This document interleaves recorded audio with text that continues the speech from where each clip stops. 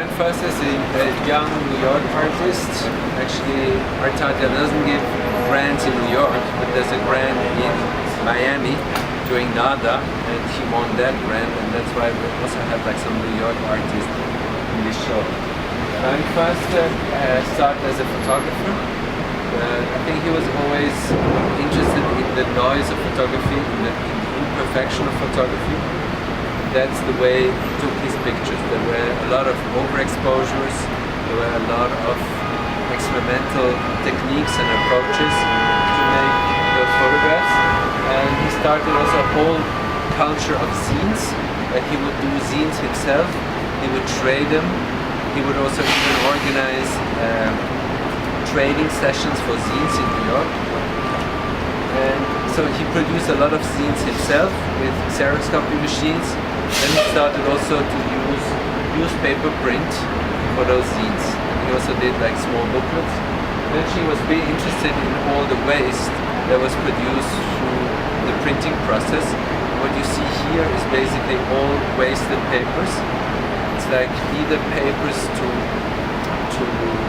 dry the plate, or it's like all the stuff basically that the printer throws away at the end of the printing process. And he kind of fell in love with the aesthetic of what has been produced here. He's also very interested in this kind of gestalt that comes out of nowhere. So actually a lot is just made by mistakes or by coincidence, but there's no artistic will, although it's hard to believe that all the forms that you are looking at are kind of forms of waste or forms of production. So they are like traces of production. Also the colors, you just have three colors, black on one hand and cyan and magenta as the other colors. So as the primary colors of printing.